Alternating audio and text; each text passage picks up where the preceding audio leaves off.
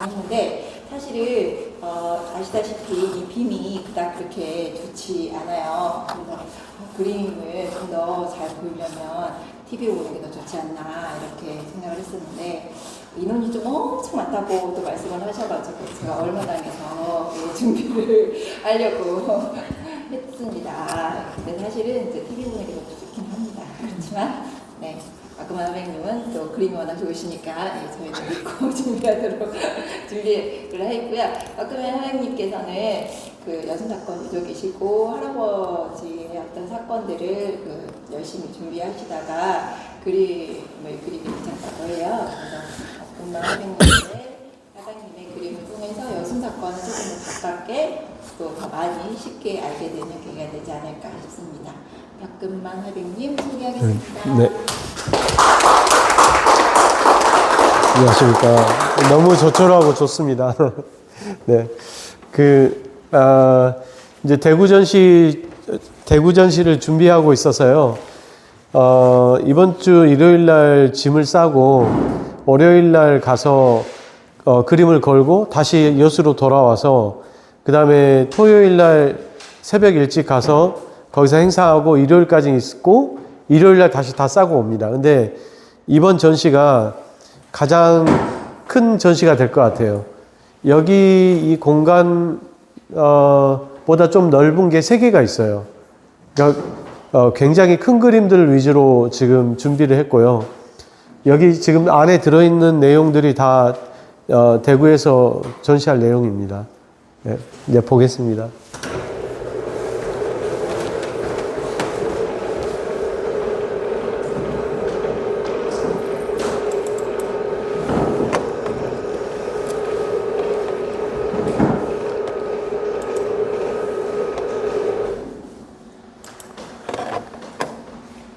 네, 불이 많이 꺼져야겠네요.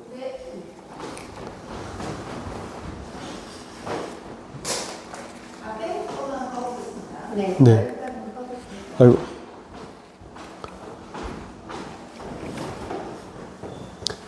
이게 크기가 더 커지진 않네요. 네, 이 작품은, 이거 레이저는 어디로 나오나요?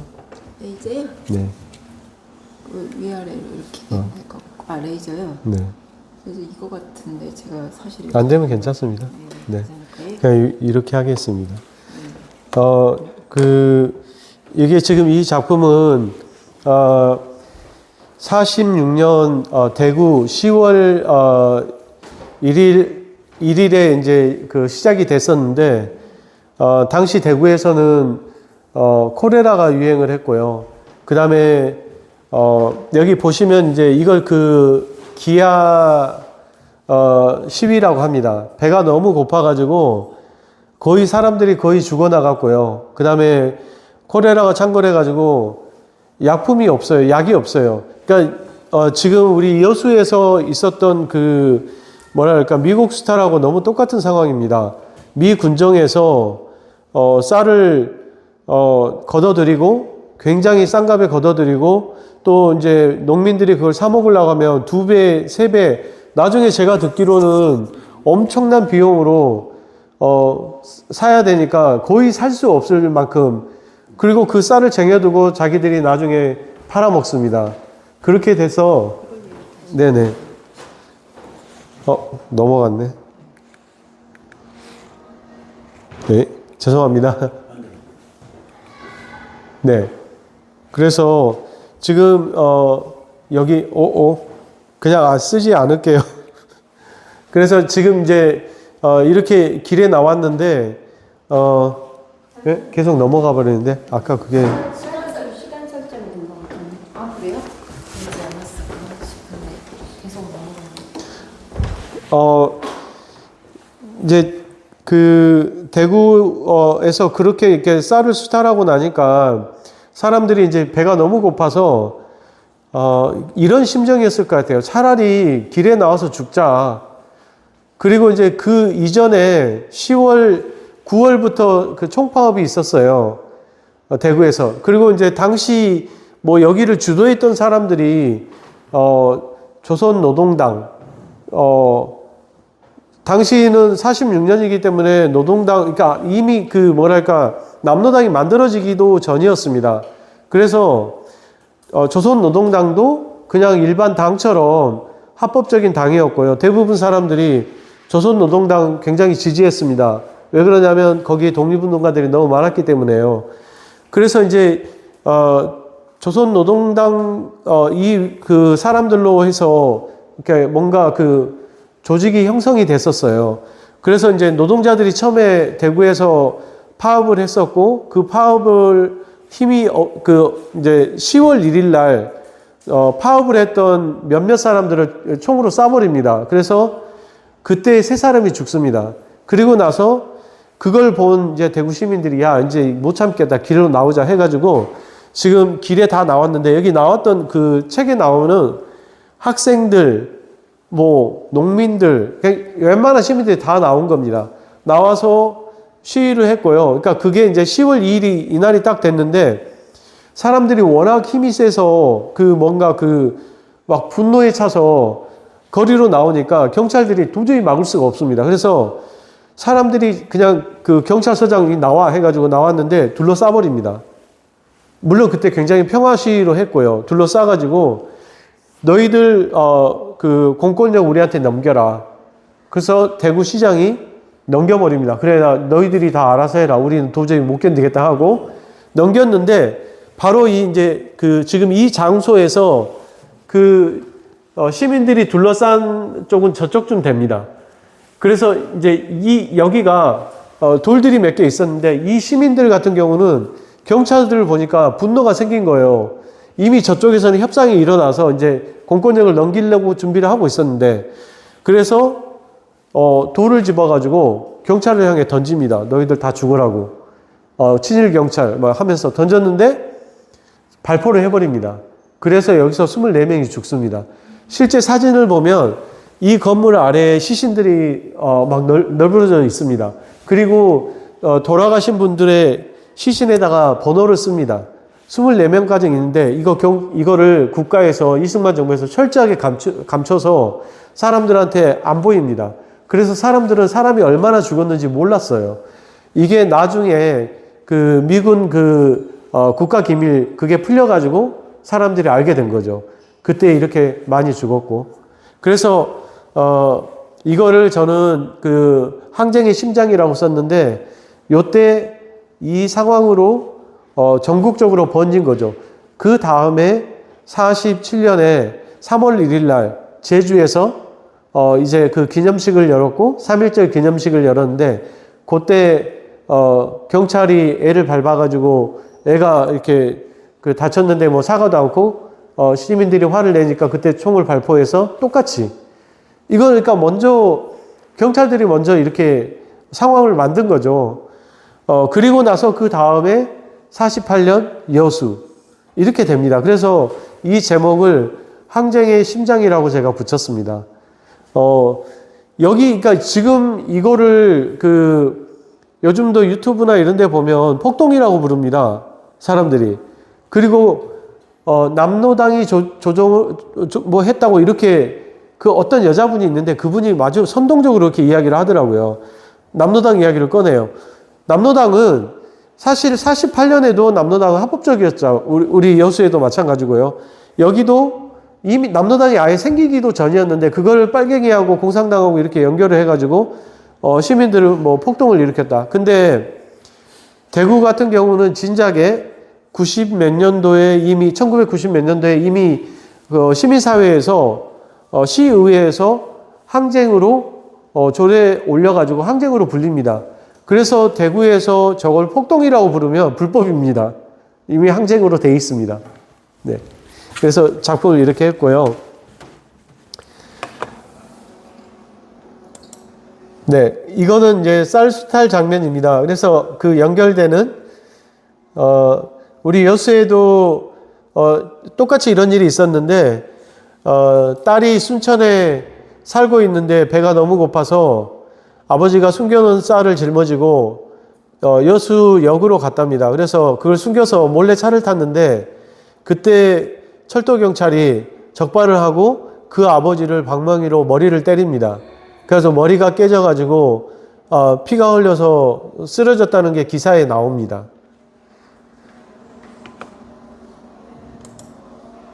네, 이거는 이제 워낙 그동안 많이 봐왔던 14연대 시작이라는 장면이고요. 이게 철모 문제가 좀 계속 이야기가 나오는데 여기서는 철모 문제만 제가 간단하게 한번 이야기를 한번 해보겠습니다. 저 그림에서 모자를 지금 우리가 저걸 사각모라고 부르거든요. 저 모자를 철모를 쓰지 않았다고 어떤 분이 이야기를 해서 저게 뭐 역사 왜곡이라고 하신 분이 있었어요. 근데 제가 이제 그러니까 14연대하고 같이 빨치산 활동을 했던 김영승이라는 소년 빨치산이 있습니다. 지금도 살아계시는데 그분한테 물어봤어요. 14연대가 봉기를 했을 때 철모를 썼습니까? 그랬더니 물론 그분도 그 자리에는 없었죠. 아니 유격을 하는데 무슨 철모를 쓰냐? 철모 쓰지 않았다. 그러면 섬진강 도하할 때 어땠습니까? 안 썼다. 이렇게 증언을 해주시더라고요. 만약에 철모를 쓰고 했다면 그분이 14연대를 만났을 때 철모 쓴 14연대를 만났겠죠. 근데 그분은 그렇게 전혀 그러지 않았다. 사각모를 썼다고 이야기를 하더라고요.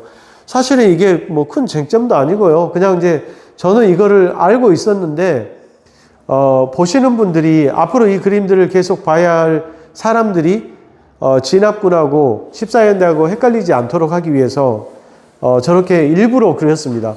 요때 제가 다른 학자들하고도 이야기를 많이 나눴어요. 철모를 썼을까요? 안 썼을까요? 왜 그러냐면 굉장히 저한테는 중요한 문제였기 때문에요. 근데 배에다 선적을 했다, 이미. 그랬기 때문에 안 썼을 것이다 하는 이야기도 좀 있었고요. 그 다음에 20일 날 순천에 도착한, 이따가 뭐 지금 그림을 바로 넘겨서 한번 보겠습니다.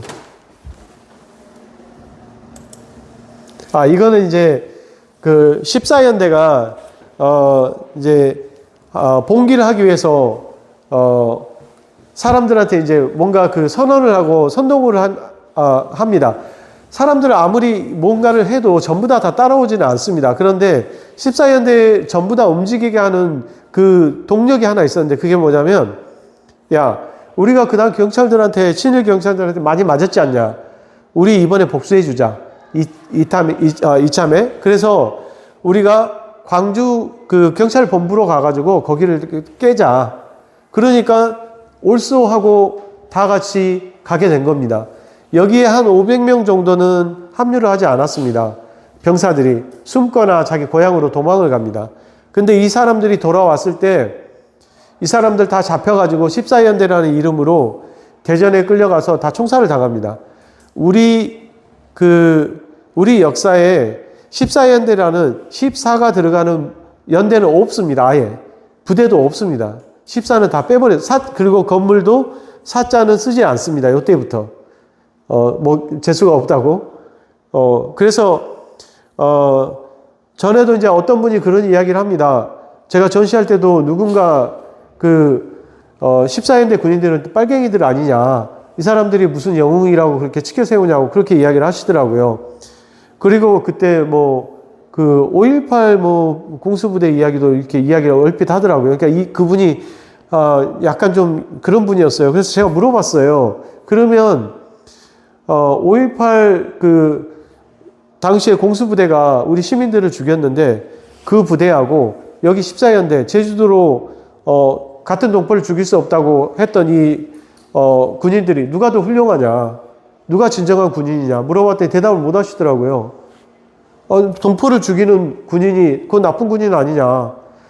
이 사람들 적어도 목숨 내놓고 거부한 거 아니냐? 그렇게, 물어봤습니다. 그래서 지금 이제, 이 장면을, 작품을 해봤고요. 양이 많아서 빨리빨리 돌리겠습니다. 네, 이거는 이제 14연대 군인이 20일 날 새벽에 어머니한테 작별 인사를 하러 왔습니다. 제목이 무영인데 그림자가 없습니다. 그림자 없는 사람이죠. 여기 남아있어도 죽고 산에 가서도 죽고 실제로 다 죽었으니까요. 남아있는 사람도 죽었고요. 산에 가서 싸우던 사람도 죽었고 다 죽었습니다. 그런데 이제 제가 저기다가 이제 글을 좀 썼는데 어머니한테 엄마가 남아라 그러니까, 아가 좀 남아라 그러니까, 엄마 나는 여기 있어도 죽고 거기서 죽고 내가 여기 있으면 엄마도 죽게 돼요. 그래서 차라리 산에 가서 죽을게요 하고 엄마한테 인사를 하고 가는 장면입니다. 저기 그 뒷모습을 정숙인 소설가가 뒷모습을 해줘가지고 어떤 분이 엄마가 너무 그 몸매가 좋다. 그래서 젊은 여자 아니냐 뭐 이런 이야기를 했습니다. 그래서 사실 이야기를 했죠. 네, 맞습니다. 좀 젊은 여자 몸을 썼습니다. 해가지고 어제도 강의를 했는데 어떤 거기 조교하시는 여자 선생님이 딱 갈라 그러는데 저한테 사람들 많이 있는데 선생님 하면서 큰 소리를 딱 지르는 거예요. 그래서 예, 그랬더니 제가 모델 좀 해주겠습니다 하는 거예요. 앞으로 모델 학부를 좀 많이 돼가지고 젊은 분보다 요즘은 좀 나이 많으신 분을 좀 해야 되는데 구하기가 어렵습니다. 왜 모델 구하기가 어려운지 아십니까? 당시처럼 슬림한 여성 구하기가 어렵습니다. 요즘은 워낙 다들 몸이 좋아져가지고 찾기 어렵습니다. 그 다음에, 여기 이제 14연대가 순천에 도착했는데요. 여기 보시면 이제 여기도 모자를 사각모를 쓰고 왔어요. 그런데 사각모를 쓰고 올라온 그 군인들을 보고 경향신문의 이수도 기자가 14연대가 아침에 순천에 도착했는데 무슨 일인지 모르겠다. 그런데 전부 사각모를 쓰고 도착했다. 이렇게 신문에 씁니다. 그래서 이제 저도 확실치는 않아요. 철모를 쓸 수도 있고 그럴 수도 있는데 김득중 박사가 이제 제가 보여드릴 학구전투 같은 경우에 서로 철모를 쓰고 싸웠다고도 이야기를 합니다. 그래서 어떤 게 맞는지는 확실치 않습니다. 어쩌면 모자를 2개 쓰고 가가지고 바꿔 썼는지 잘 모르겠습니다. 여기 이 군인들이 어떻게 왔는지 좀 알아봅시다. 이렇게 이야기를 하고 있는데요. 제가 최초에 저기 김지혜라고 생각하고 여기 그림을 그렸거든요. 근데 김지혜 얼굴이 조그만하게 여러 명 중에 한 명이 이렇게 나와 있는데 그걸 보고 이제 그리다가 인터넷 찾았는데 남자 여자 2개가 이렇게 딱 있는데 모자도 저런 모자를 썼고 보니까 누가 김지혜라고 딱 이야기를 한 거예요. 그래서 내 드디어 찾았다 김지혜를. 그래가지고 막 그 사람들한테 막 너무 흥분돼가지고 막 알렸어요. 그리고 그 김지혜 그 사진을 보고 얼굴을 다시 수정을 하고 이제 너무 좋아가지고 사람들 알렸더니 김지혜가 아니고 다른 사람이었답니다. 그리고 다 다시 지우고 다시 그린 겁니다. 제 얼굴이. 네. 그리고 네, 인민대회입니다. 인민대회. 여기 지금 이제 인민대회가 여순에서 가장 중요한 시점인 것 같아요. 이 부분이요. 물론 이제 학살당한 사람들 같은 경우, 저희 할아버지도 마찬가지고, 학살당한 사람들한테는 학살이 굉장히 중요하긴 하겠지만, 우리 여순항쟁에서 가장 중요한 부분인데, 이 부분을 사람들이 계속 감춰요. 지금도 마찬가지고요. 그리고 유족들은 이 부분에서 우리 할아버지가 여기 나왔어, 이 이야기를 하면 되게 두려워하고 무서워하는 것 같아요. 그런데 앞으로 우리가 여순항쟁이 더 발전적인 방향으로 나가려면 이 부분이 굉장히 중요한, 제가 앞으로도 많이 그려야 할 상황이고, 저는 지금 이제 내년 계획은 여기 인민대회 이거를 더 크게 한번 그려보려고 지금 계획 중입니다. 내년 아마 1년 프로젝트는 이거를 4m짜리로 해가지고 다시 그리는 겁니다. 1년에 하나씩 그려냈거든요. 잘 됐으면 좋겠는데, 그러니까 우리가 왜 학살이 일어났냐, 이거를 덮기 위해서 일어난 게 학살입니다. 그러니까 14연대가 봉기한 이유와 그 다음에 지역민들이 합세했던 이유, 우리 지역민들이 분명히 합세를 했다고 그 어느 학자든 다 이야기를 합니다. 근데 왜 이 부분을 가려야 하는지, 왜 이 부분이 무서워야 하는지, 이게 굉장히 중요한 요소인 것 같아요. 앞으로는, 저도 이제 좀 중점적으로 어떤 항쟁의 부분, 우리가 7일간 우리 여수가 인민위원회에서 다스렸습니다. 그러니까 여기가 그냥 갑자기 그러니까 정부가 증발해버리고 인민위원회에서 여기를 다스리게 된 거죠. 그리고 거기서 6가지 그동안 정부 모든 정부에서 여태까지 뭐 그 이전의 정부들도 아무도 할 수 없는 행정을 합니다. 토지 나눠주고요, 대출해주고요. 그 다음에 일본 아이들이 남긴 뭐 적산가옥이나 이런 것들을 정당한 사람들한테 다 나눠주고요. 이런 것들을 다 해버립니다. 어느 정부도 할 수 없는 걸. 그래서 그 여수의 인민들은 거기를 따랐겠죠. 그래서 지금 이 부분이 굉장히 중요한 부분인데, 여기서 지금 제가 여러 명을 그릴 수 없었던 게 한 3,000명이 나왔다 그러는데 저기 그 베란다에서 연설을 합니다. 근데 저거를 표현하려고 했는데 저걸 표현하다 보니까 그림의 높이와 사람들을 이렇게 많이 못 그려갖고 다음에 한다면 3,000명 집어넣을 겁니다. 한번 다음에 제가 완성한 걸 숫자를 한번 세보십시오. 머릿수만 많이 늘릴 겁니다. 네, 그 다음에 이거는 이제 장대다리 전투고요. 여기가 20일 날 있었던 전투인데 동순천이 이쯤에 있습니다. 여기 동순천이 있는데 여기를 정부에서 막아버립니다. 그러니까 이 다리로 넘어가서 여기를 넘어가면 순천이 전부 다 순천, 뭐 구례 또는 벌교, 보성 이런 데가 다 점령할 수 있습니다. 그래서 경찰 쪽에서는 여기 청년단, 서북청년단, 대동청년단 그리고 이런 청년단과 함께 경찰도 500명이 여기를 막아섭니다. 그런데 여기 광주 사연대에서 한 3개 차량의 분량의 군인들이 내려왔는데 지나마로 내려왔습니다. 그런데 여기를 보니까 동기들이 얼굴을 아는 동기들이 부릅니다. 야, 니들 왜 이쪽으로 합류해라. 그러니까 이 사람들이 내리자마자 합류를 하면서 여기다 뒤에다 총을 쏴버립니다. 그래서 전세가 그냥 확 기울여서 여기를 들고 옵니다. 그래서 여기 뚫리는 바람에 이제 점령이 됩니다. 이거는 이제 21일 날 시민들이 전투하기 전에 앞으로 행진하고 있는 장면입니다. 여기에 이제 이분들은 제가 직접 일일이 만나서 여순 항쟁이 있다면 나와서 항쟁을 했을 분들, 그런 분들이다 생각하고 특별법 제정하는데 도움을 많이 줬던 분들을 이렇게 다 그림을 그렸고요. 이거 연필로 이것도 한 6개월 걸렸습니다. 이때 어깨가 너무 아파가지고 한 몇 달간 치료를 했던 게 기억이 납니다. 연필로 다 했거든요. 여기 보면 아까 그 인민대회 장소가 이쯤 됩니다. 그리고 우리가 6.25 동란 사진을 보면 어린아이가 의자에 앉아가지고 손가락 이렇게 물고 있고 여기 이 건물이 살짝 보입니다. 근데 그게 6.25 동란 사진이라고 생각했었는데 여순 사진이었습니다. 여기만 좀 남고 여기가 다 폐허가 됩니다. 여기 다 없어집니다. 완전히 다 없어집니다. 그리고 그러니까 여수에는 이렇게 좋은 건물 하나도 남은 게 없고 신기하게 이것만 딱 남습니다.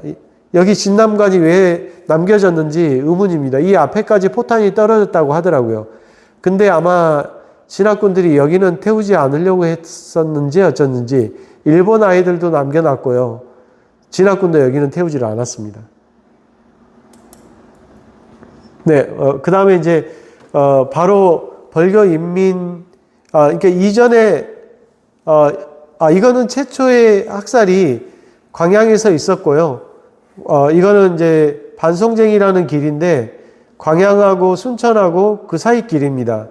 거기에 자기 동생 서울대 김영배라는 서울대 법대 나온 동생이 광양경찰서에 잡혀갑니다. 이유는 감요주의 인물, 똑똑하니까 뭔 일을 벌일 거다 싶어서 가둬놨다가 여순이 일어나니까 총살을 해버립니다.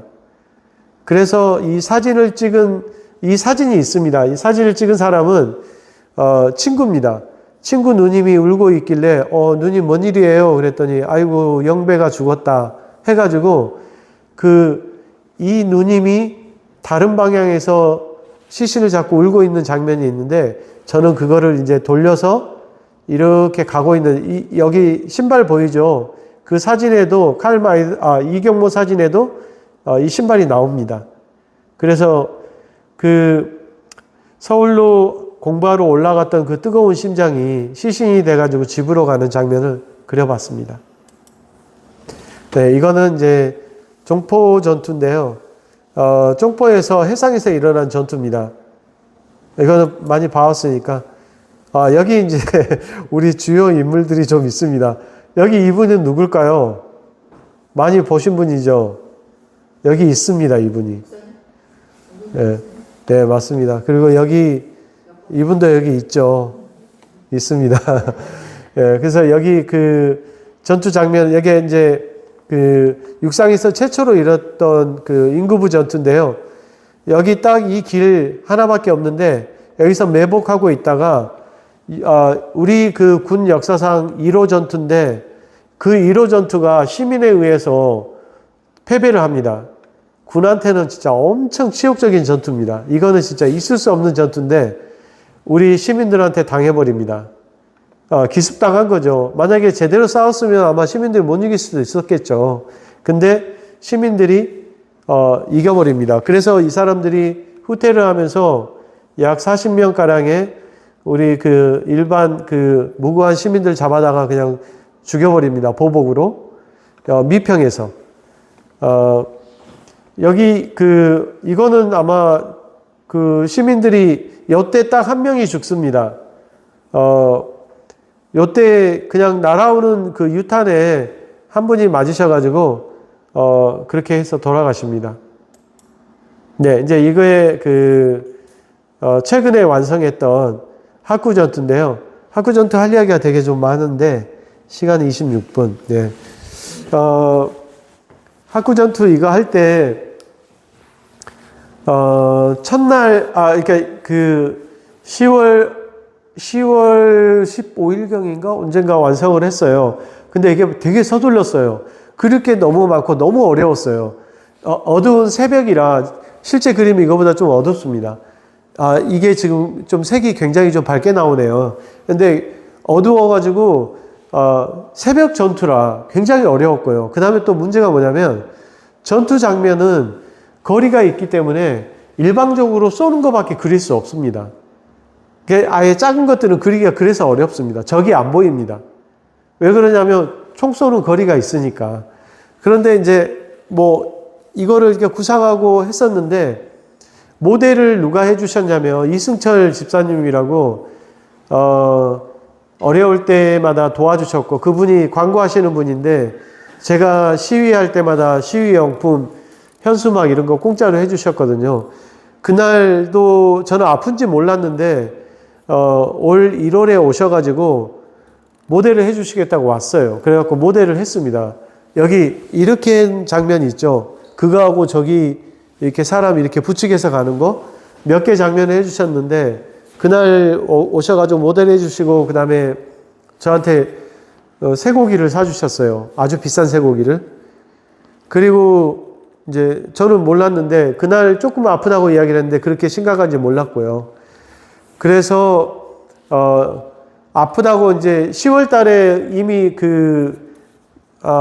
병원에서 이렇게 고칠 수 없으니까 나가라 해가지고 마지막 시위 때 오셨어요. 그때 순천역 앞에서 시위를 했는데 오셨더라고요. 휠체어 타시고. 다행히 이제 그림을 다 그렸는데 그림을 그려서 카톡에다가 완성했습니다. 올렸는데 그냥 보시고 답이 없었어요. 아무 답이 없었어요. 어쩌면 답할 힘이 없었는지 이미 이제 좀 이렇게 그러셨는지 모르겠는데 그렇게 해서 완성한 작품입니다. 그래서 저한테 좀 의미가 좀 있고요. 이거를 항공사진으로 제가 찾아가지고 이 항공사진을 우리 아들이 찾아갖고 이제 보여줬고요. 항공사진을 보니까 지금은 길이 완전히 많이 달라져서 길이 지금 현재의 길은 이 길하고 여기 승주 가는 길하고요. 그 다음에 이쪽으로 이렇게 길이 나 있습니다. 이렇게. 이 길은 구례로 가는 길이고요. 그러니까 지금 여기는 구례에서 오는 병력하고요. 여기는 승주에서 오는 길. 그러니까 여기가 순천이니까 그래서 여기가 합구 상거리입니다. 그리고 철로가 이렇게 지나갑니다. 지금 현재 남은 거는 여기는 없습니다. 여기는 아예 없고요. 그냥 길이 나 있고요. 지금 여기 조경회사에서 이것만 남아 있습니다. 그래서 처음에 저는 이것만 그리려고 했었는데 그 조경회사에서 하는 말이 이게 굉장히 여기가 높았습니다. 이 사이가. 그래가지고 철도가 이렇게 지나갔습니다. 네, 그래서 이쪽 병력에 그 구례에서 온 경찰하고 20일 날 전투가 있었어요. 그러니까 아까 장대다리 전투에서 무너지니까 다시 경찰들을 불러가지고 경찰 100명이 여기하고 그 다음에 여기 승주하고 광주 그 다음에 장성에서 온 경찰들이 여기서 와서 이 군인들하고 싸웠는데 여기서 30명이 전사합니다. 20일 날 이미. 왜 그러냐면 병력이 너무 약하니까 이미 그렇게 적고 21일 날부터 이제 병력들이 왔는데 처음에 와보니까 이렇게 상황이 완전히 안 좋고 그 다음에 군사기가 완전히 떨어졌습니다. 군사기가 사연대가 이미 그쪽으로 붙어버리고 하니까 싸울 용기가 없었고 이미 의지가 없으니까 이제 백인기 대령이 다시 그러면 안 되겠다 해서 증원을 합니다. 그래서 증원하러 와서 이제 보충되다 보니까 몇 번 이 14연대가 여기까지 갔습니다. 여기 승주로 넘어가서 싸워서 이기기도 하고 하다가 갑자기 증강이 되니까 야, 안 되겠다. 우리 이제 지금부터는 유격을 좀 해야겠다는 생각을 좀 했던 것 같아요. 8시에 갑자기 다 철수를 해버립니다. 실제로 이 전투가 막 치열하게 일어난 게 아니라 이렇게 점점 슬슬 빠지면서 그냥 뒤로 빠져버립니다. 그리고 이때 이제 진압군들이 여기를 다 진압을 하게 됩니다. 이때부터는 산으로 들어가려고 계획을 했던 것 같습니다. 요거는 이제 여수에서 27일경 있었던, 요게 마지막 27일 날 진압되기 직전에 이제 학생들이 거리에 나와서 산발적으로 이건 싸운 게 아니라 일방적으로 당한 거였는데요. 여기가 보면 대판통이라고 했는데 아까 인민대회가 있었던 자리 그 정도 됩니다. 네, 그래서 여기 요때부터는 학생들이 죽어 나가는데 길에 이제 청합이라는 학생이 있었는데 맞아서 누군가 이제 부모한테 알립니다. 시신이 저기 있다. 그래서 부모가 시신을 찾으러 가는데 유난히 경찰들이 학생 시신들 같은 경우 차에다 실어가지고 어디에다 버려버립니다. 아마 민심이 더 안 좋아질까봐 그랬던 것 같습니다. 부모가 보는 앞에서. 그래서 영원히 못 찾습니다. 왜 이렇게 빨리 가지? 그냥 막 넘어가네요. 시간이 이렇게 많이 됐는데 그냥 어떻게 하죠? 이거를 하겠습니다. 이렇게 많이 넘어간 김에 마우스 때문에 그런가요?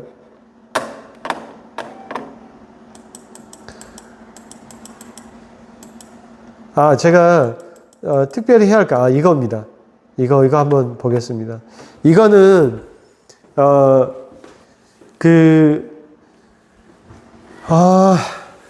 서정철이라는 사람이 있습니다. 서정철이라는 분은 국방부 장관을 했고요. 그 다음에 이 사람이 KBO 총재를 했었고요. 따님이 손녀가 가수합니다. 가수를 했습니다. 근데 확실히 저 사람이 서정철인지 잘 모릅니다. 왜 그러냐면 저 사람이 제주에서 부연대장을 합니다. 근데 하동 옆에 악양이 있는데 악양에 와서 아이들을 저렇게 학살을 했다고 하는데 연구자들도 잘 모릅니다. 그래서 저도 이제 확실히 그렇게 잘 몰라서 그냥 서모대이라고 하는데 그런데 증언했던 분들이 확실하게 이름을 이야기를 합니다. 이름표를 봤답니다. 서종철 대위. 그래서 이거 어떻게 된 건지 물어봤는데 모릅니다. 사람들이. 그러니까 제가 물어봤던 분들은 다 학자들이었어요. 확실치 않다고. 그 시기가 겹치지 않는다. 이게 이제 어떻게 됐냐면 이게 악양이 어디냐면 화개장터 있지 않습니까? 화개장터 위에 올라오면 이렇게 동산이 있습니다. 바로 경찰서 위입니다. 동산이 있는데 거기에서 그 이전에 그러니까 여기서 학살이 있고 나서 그 다음에는 학도병들이 여기서 뭐 싸우고 그랬대요. 저는 그렇게 생각합니다. 여기 그 학도병들이 여기에 많았던 게 뭐냐면 바로 그 여순 그 일 때문에 학생들이 반공정신 뭐 이런 걸 보여주려고 해서 저기서 많이 싸웠던 것 같아요. 저기서도 많이 또 전사를 합니다. 학생들이. 그때 우리 그 14연대가 학교를 갔는데 학생들이 몇몇이 만세를 했답니다. 14연대 만세, 뭐 인민군 만세 이렇게 했답니다. 그래서 그거를 이야기를 듣고 서종철 대위가 학교를 찾아갑니다. 일본도 들고 가서 야, 너희 여기서 14연대한테 만세했던 애들 다 나와. 그리고 나왔고 몇몇이 나왔고요. 그 다음에 누구 나와. 너희 아버지 빨갱이니까 나와. 그리고 나왔어요. 그래도 그 9명을 데리고 산으로 올라갑니다. 여기서 이거를 저 아래서 본 사람이 있어요. 그분이 증언을 해주셨어요. 근데 한 명씩 무릎을 꿇려놓고 한 명씩 나와라 해가지고 한 사람 한 사람 말을 합니다. 너는 죽어야 돼. 너는 빨갱이 자식이다. 네가 없어져야 우리나라가 뭐 그렇다 하면서 목을 자릅니다. 그리고 또 한 명을 부릅니다. 똑같이 운실합니다. 너는 14연대 만세를 불렀기 때문에 너는 빨갱이야. 너는 앞으로 빨갱이가 될 가능성이 높은 놈이야. 그리고 또 목을 자릅니다. 이렇게 차례차례 친구들 목을 자르고요. 마지막 남은 그 친구 한 명한테 너는 내가 너 살려줄 테니까 너는 벌로 친구들 머리를 망탱이에 넣어서 아래로 내려가. 해가지고 그걸 들고 그 아이가 들고 내려가는데 그걸 이제 아래에서 본 사람이 증언을 하는데 입에 거품이 이렇게 나왔고요. 혀가 비정상적으로 아래로 이렇게 내려왔는데 파랬답니다. 색이. 근데 그 아이가 어떻게 됐다는 거는 그 뒤로는 이야기가 없습니다. 그래서 이제 제목도 제가 애국자라고 썼거든요. 저 사람은 자기가 애국을 했다고 생각을 할 것 같아요. 만약에 서종철이가 맞다면 이 사람이 국방부 장관도 됐고 그 다음에 KBO 총재도 됐고요. 잘 먹고 잘 살았는데 그리고 이 사람이 친일 그 군인이었습니다. 일본군 장교였어요. 그래서 저런 사람도 집에서는 딸한테나 아니면 자식들한테 잘했지 않았을까요? 자기가 저 어린 사람들을 이렇게 목을 잘랐을 때 생각이 안 났을까요? 이런 생각을 해보면 무섭다. 진짜 끔찍하다. 이런 생각이 듭니다.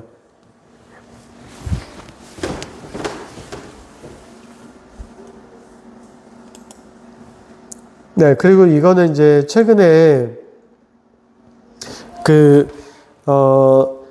이것도 좀 사연이 굉장히 기가 막힙니다. 이제 지금 그 손녀가 이렇게 증언을 해주셔갖고 이걸 그렸는데요. 아버지가 부인민위원장이었다고 이야기를 합니다. 그래서 그 집이 이제 봉산동에 아주 부잣집이었는데 대가족이 살 만큼 귀하집, 굉장히 좋은 집에서 살고 있었는데 죽습니다. 인민위원회 활동을 했답니다. 남편이. 그래서 이제 그 시어머니가 너 때문에 나머지 형제까지 위험하니까 좀 보성으로 가 있어라 해가지고 딸을 데리고 보성으로 갑니다. 보성을 가는데 보성을 가면 또 자기 본가에 피해가 있을까봐 저 깊은 다른 동네에 가서 숨어 삽니다. 그런데 친척 중에 하나가 그 소식을 듣습니다. 근데 그 사람이 그 어머니 아버지한테 가갖고 좀 돈 좀 빌려주세요. 내가 지금 논 좀 사서 내가 결혼해서 좀 먹고 살아야 되는데 이렇게 이야기를 합니다. 나 돈 없다 안 된다 하니까 그러면 그 딸을 좀 신고를 해야겠는데 빨갱이 아닙니까? 이렇게 이야기를 한 겁니다. 남편도 빨갱이고 빨갱이라 무서워서 여기 온 거 아니냐고 이렇게 이야기를 합니다. 그래서 딸한테 전화를 합니다. 전화를 안 했겠죠. 뭔가를 보냈겠죠. 그래서 딸이 그 소식을 듣고 그 길로 와가지고 멱살을 잡고 막 흔듭니다. 야, 이 나쁜 놈아, 너 내가 같이 자랐고 내가 빨갱이 아닌 거 뻔히 알면서 우리 부모 협박을 해? 이렇게 하면서 굉장히 뭐라고 합니다. 그리고 나서 이제 마을로 돌아가는데 그 다음날 아침에 경찰들이 옵니다. 잡으러. 와가지고 그 딸이 이제 증언을 해주는 거죠. 밥을 먹고 있는데 그 추운 날, 겨울에, 맨발로 딱 들어와가지고 문 열고 너 나와. 이렇게 해가지고 끌고 나갑니다. 근데 제가 그때 글을 좀 잔인하게 썼습니다. 저는 그냥 좀 그 경찰, 이렇게 쌍욕, 그냥 곱게 데려가지는 않았고 좀 잔인하게 뭐 그렇게 썼는데 그분이 글을 바꿔달라고 저한테 웬만하면 그 누구도 제가 뭐 작가니까 글을 안 바꾸죠 절대로. 근데 그분은 바꿔달라고 그래서 제가 바꿨습니다. 좀 글을 좀 순화시켰습니다. 여기 돌아가시는 장면에서도 글을 좀 심하게 썼어요. 이렇게 총을 맞고 이렇게 쓰러졌을 때 뭐 이런 장면까지 했는데 경찰들이 어떻게 하냐면요. 이 사람이 그 총을 맞고 쓰러졌는데 또 집에 가서 불을 태우러 갑니다. 그래서 경찰이 그 집에 불을 태웁니다. 어린애가 분명히 그 안에 있는 거 알면서. 불을 태우는데, 그 마을에 사는 할아버지가, 그 운막에 사는 할아버지가 몰래 뒷문으로 와가지고 애를 살립니다. 그래가지고 거기서 이제 본가에 말도 않고요. 몰래 애를 데리고 계속 같이 삽니다. 한 10일인가 며칠간 사는데 애를 너무 그냥 지저분해요. 거기. 그러니까 먹을 것도 못 주고 애도 말라가고 하니까 이제 산길을 통해 가지고 본가에 가서 데리고 갑니다. 그래서 그 데리고 간 장면이 이겁니다. 이제 봉산동에 제가 할머니로 그림을 그렸는데요. 이모랑 같이 올라갑니다. 이제 봉산동으로 이제 본가로 가는데 얘가 갑자기 서서 4살이었답니다. 4살인데 갑자기 서서 이모한테 이모 나 신발 하나 사줘. 그때 자기가 완전 거지였답니다. 몸이. 그러니까 자기는 본가가 굉장히 부자였는데 그 어린 4살짜리 아이가 버림받을까 봐 그 뭔가 살고 싶은 욕망이 그러니까 본능이 그 작용을 했던 것 같아요. 내가 죽을 것 같으니까 내가 버림받을 것 같으니까 신발이나 하나 좀 새 거를 사달라고 한 거예요. 그래가지고 서시장에 가갖고 새 신발을 사옵니다. 고무신을. 그리고 신고 올라가고 있는데 할머니가 딱 오고 할머니가 보자마자 아마 참외를 팔려고 가고 있었다 모양이에요. 여름이었는데 그걸 던지고 바로 가서 깨어났답니다. 아이고 손녀 하면서 펑펑 울었는데 자기도 울면서 자기 신발에 이렇게 눈물이 떨어지는 걸 보고 그 기억이 80이 넘었는데도 또렷하답니다. 그 색깔과 떨어졌던 그 눈물이 지금도 생생하다고 합니다. 그리고 지금 이분은 아직도 지금 그 병상에 있습니다. 돌아가셨단 말은 없는데 전시 이 그림을 보고 나서 수술을 했는데 지금 그 중환자실에 그때 계속 왔다 갔다 했고 지금은 어떤 상태인지 모르겠습니다. 뭐 돌아가셨다는 말은 없는데 아직도 병원에 있는 것 같습니다. 회복을 좀 굉장히 시간이 많이 걸리는 것 같습니다. 그리고 지금 시간이 많이 돼서 건너뛰어서 이제 딱 하나만 보겠습니다. 할 게 너무 많은데 딱 요것만 보겠습니다. 요게 여순의 마지막 장면이죠. 장면으로 보면 이제 이 차지혁 총경 같은 경우는 아시다시피 그 화엄사를 남겼던 그분이지 않습니까? 그리고 이현상 같은 경우는 두 분 다 독립운동을 했는데요. 나이 차이가 좀 있습니다. 근데, 만약에 두 분이 실제로 반대로 이렇게 됐을 때, 이현상이 살고 전투 중에 저 사람이 죽었다면, 이현상은 저 시신을 어떻게 했을까? 예우를 갖췄을 것 같아요. 똑같이 지금, 스님 불러다가 시신 이렇게 태우고, 뭐, 철모로 빻아가지고, 저기에다가, 강에다가 뿌리고, 권총으로 3발 이렇게 쏴서, 예를 뭐 표했다고 하더라고요. 근데 이것도 뭐 아닐 수도 있고요. 이제 이야기가 많이 있습니다. 어떤 뭐 이야기를 만들려고 누군가 했다고 이야기도 있는데 확실한 거는 시신을 걷었습니다. 이현상이가 죽자 정부에서는 그 시신을 서울로 끌고 와라고 합니다. 그래서 소금을 재어가지고 끌고 올라가가지고 초등학교 앞에 어디 앞에 뭐 동대문 이런 데 끌고 다니면서 전시를 합니다. 빨갱이가 되면 이렇게 죽는다고. 그래서 사람들한테 계속 보이다가 굉장히 오랫동안 전시를 하다가 친척들한테 연락을 합니다. 시신 가져가서 처리하라고. 근데 안 나옵니다. 왜 안 나가겠습니까? 피해 당할까봐. 그래서 시신을 이렇게 걷어갈 사람이 없다니까 저 차지혁 총경이 다시 가지고 내려옵니다. 그래서 여기서 저 장소에서 여기도 하동이죠. 여기서 이제 그렇게 빠서 이렇게 하는데 저분의 아들을 차길진 법사라는 사람이 있어요. 근데 이 사람이 뭐 법사라 해갖고 뭐 귀신도 보고 막 이런 사람이에요. 근데 제가 봤을 때 좀 굉장히 엉터리고요. 옛날에 스포츠 신문에 굉장히 많이 나왔어요.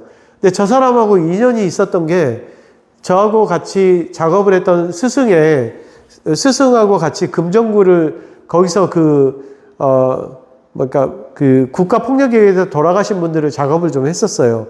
근데 저 사람이 어느 날 갑자기 우리 스승을 딱 보면서 당신은 뭐 박수근의 뭐 전신이야 뭐 이렇게 이야기를 하는 거예요. 그래서 되게 웃겼고 엉터리였는데 저도 그때 이제 그 자리에 있었죠. 그래서 저 사람 되게 웃기다.